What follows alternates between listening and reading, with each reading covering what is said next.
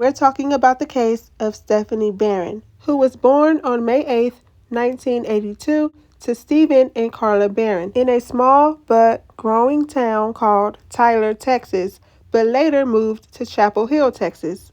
Stephanie was their only child, and they were married for 18 years. They were very religious and always went to church. They were Jehovah's Witnesses. Stephanie's grandparents, Margaret and D.C. Toner, which are Carla's parents, lived next door on the same property. Stephanie's dad worked in construction, and her mom unfortunately suffered from a brain aneurysm which left her with stroke-like symptoms. It was hard for her to walk, and she had to use a cane. And they were both really young. Stephen was 44 and Carla was 43. The Barrons were described as wonderful people with hearts of gold who would give a helping hand to anyone. But on Christmas Eve, 1999, the Barron family spent a quiet night together before going off to bed. At around 4 a.m. in the morning that Christmas, it was no longer quiet.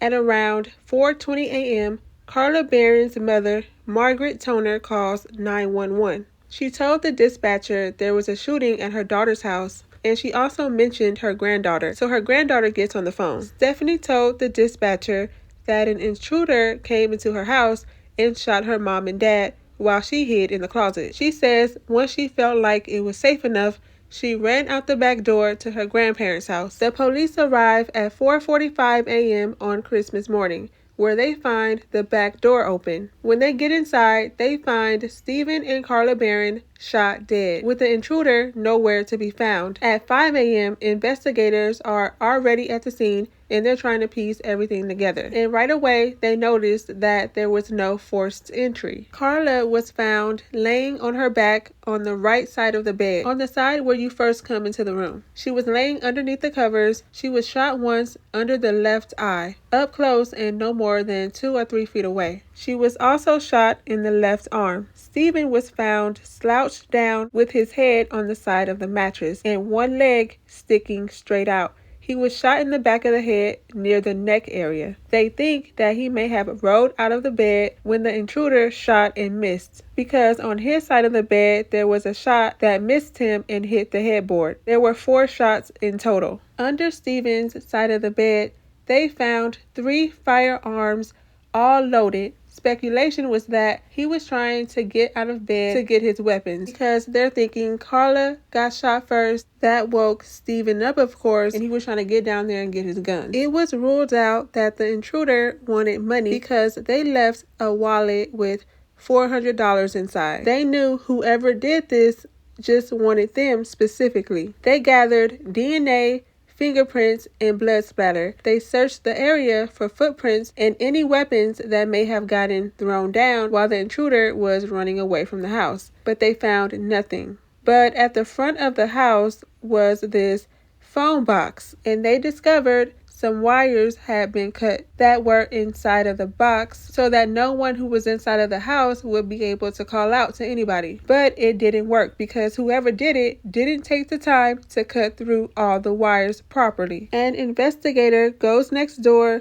to the grandparents' house to break the news to them and Stephanie. And I didn't mention this before, but Stephanie is 17 at the time. That's important to mention. But even before the investigators get there, Stephanie is crying, and she started crying even more once the investigator told her that her parents were dead. They start to question Stephanie, and Stephanie says that all she can remember is hearing 4 shots. She gets out of her bed and hides inside of her closet. And when she thought it was safe, she ran to her grandparents' house. She says she didn't know what to do and that she was in shock. She also says she never saw the shooter or looked inside of her parents' room. While Stephanie was still at her grandparents' house, back at the Barron's house, they find a gun in Stephanie's room inside of her dirty clothes basket, a .38 revolver, and that's an unusual spot to keep a weapon. They could also smell gunpowder on the gun, and they knew it had just been fired recently. They see 4 rounds were gone and still 1 inside. So they're like, we just found the murder weapon. They also found a laser sight in the dirty clothes basket too. So whoever did this used a laser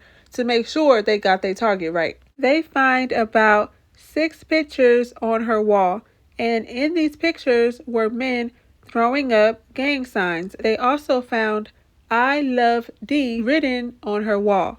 So everybody's like, who is the D? They did a gunpowder residue test on Stephanie and it came back negative.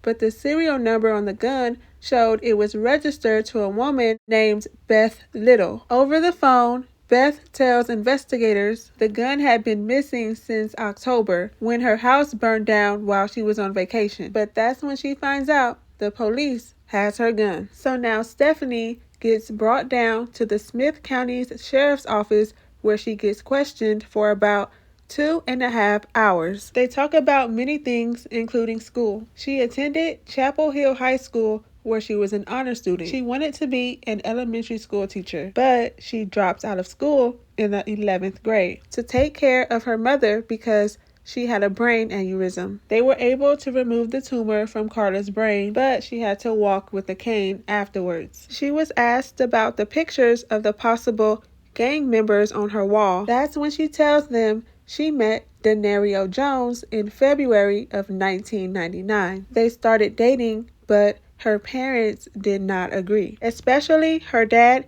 he did not agree with interracial dating. Denario came over Stephanie's house when her mom was home and her mom promised not to tell her dad. Stephanie would have to hide her relationship with Denario when it came to her dad, so she would have to sneak and talk to Denario on the phone and sneak around hanging out with him. She says that they were in love, but Denario was a bad influence. He was in a gang and he would often commit burglary. One day, a man named Joshua comes forward. He calls the police, tells them that he has some information and that he wants to meet up. So when he meets up with this investigator, the first thing he says is, "You know about a house that caught fire?" Now, let's go back a little bit, because remember when I told you about this woman named Beth Little and how her house caught on fire while she was on vacation? Well, on October 25th, Beth Little's house catches fire, and the fire spreads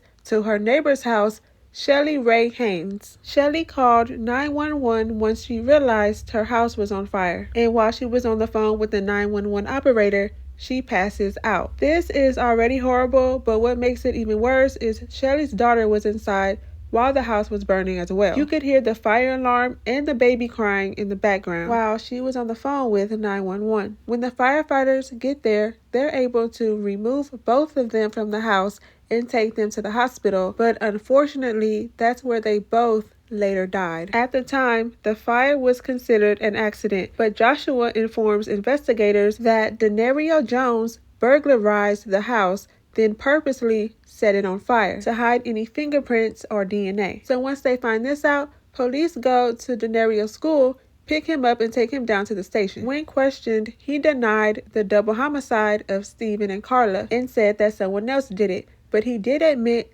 to the burglary and setting the house on fire. He said he set the bed on fire but did not know that it ended in murder. He then admitted to stealing the gun of the house he set on fire, and that's the weapon that was used to murder her parents. He says Stephanie met up with him that same night and asked to keep the weapon. She also wanted him to go with her to kill her parents, but Denario said no. He wanted to make it seem like more of a burglary than just going in there shooting them. And this kind of adds up to what the informant said. He said that Stephanie would mention killing her parents all the time. She often said she wanted to shoot them, but also said she would put scorpions in their bed. So now the informant also said after Denario set the house on fire, he rode back on his bike to watch the fire. But if he went back to watch the fire, how did he not see that the other house caught on fire too? Most likely lying. Also, a sheriff said that he saw a young man on a bike watching the fire, so that adds up to what the informant said. Joshua, the informant,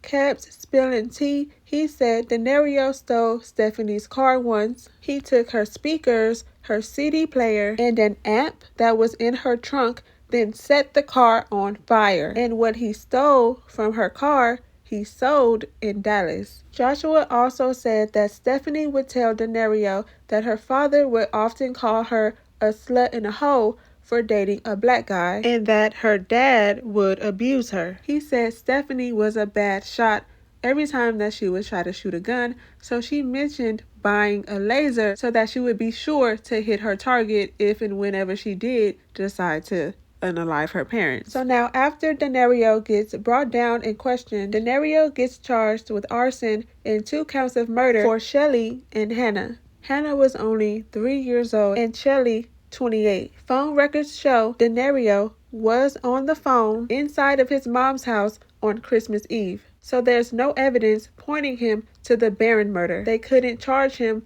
for Stephen and Carla because there was no evidence. So now this means Stephanie can be placed at the scene, and investigators are trying to figure out what could have been Stephanie's motive. So they start questioning her friends at school, her family, friends at church. They find out Stephanie developed a wild streak over the past year. All the high school girls avoided her even though she was only about 4 feet 10. Today, Stephanie says she doesn't recall being mean. She says she didn't hang out with a lot of girls because she felt judged by them because of the fact that she would hang around guys. Stephanie's dad told someone that he was upset with Stephanie because she wasn't taking care of her mother like she was supposed to. And he couldn't take care of her because he worked a lot. So he was looking to her to step up, but she didn't. So it's unclear if she dropped out of school, like she said, to take care of her mother, or she just stopped going because she started drinking a lot. She said herself she would steal her parents' alcohol and that she would always have alcohol on her and was getting drunk all the time. But while searching for a motive, they find Stephanie was recently arrested on December 6, 1999. She had written a bad check that she had stolen from one of her parents and forged their signature because she wanted to buy Denario a birthday present. For stealing and forging the check, Stephen let the police arrest Stephanie for that and made her spend the night in jail. He thought it would teach her a good lesson. She wasn't allowed to see Denario, she couldn't hang out with her friends, and she could only drive to and from work or school. A capital murder warrant was put out for Stephanie. She was arrested, and months later, while she was waiting for trial, Stephanie is searched by a guard who discovers new evidence during the search.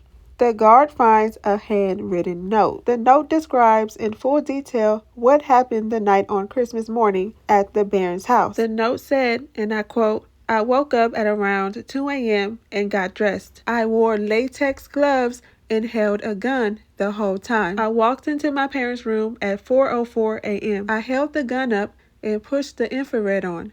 I positioned the dot on my dad and held it until the clock read 4:08. I closed my eyes and pulled the trigger and shot him in the back of the neck. Then I held it to my mom and I shot her in the face. The infrared fell off. I saw my dad stumbling around, then I was just shooting." Unquote. Afterwards, according to the note, she went back to her room, changed her clothes, and dumped the laser sight inside her sweatshirt in the dirty clothes hamper, along with the gun that was still inside of her pants pocket. Then ran to her grandparents' house. At first, she said the handwritten confession is a fake. She said she found it in her cell, and the only reason why she had it during her search was because she was getting ready to take it to her attorneys because she was going to trial the very next day. She says the girl who wrote the note was Denario's ex-girlfriend's sister-in-law. Investigators determined the note was not in Stephanie's handwriting. So they're like, is this wild story the truth?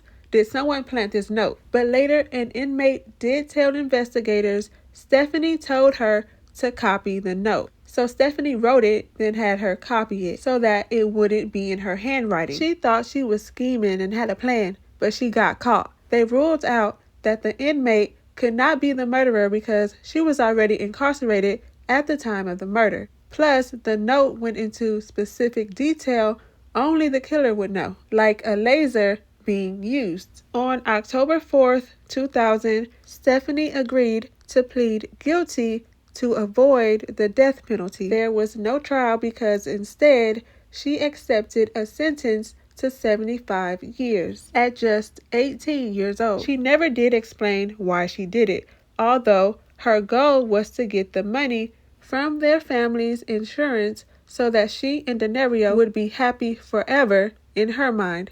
She's eligible for parole in December 2029. In November 2000, Denario was convicted and sentenced to 70 years in prison for arson and the murders of Shelley Ray Haynes and Hannah Haynes. No charges were filed against him in the Barron murder. Now get this. This is a quote from Stephanie. She said, "Every Christmas is extra hard for me. Every year is hard for me. My actions were evil. It's going to be a tragedy no matter what day it is.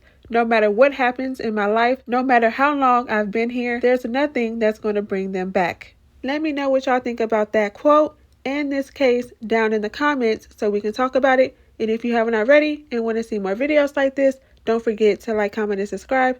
Thank you for watching this video, and I'll see you in my next one.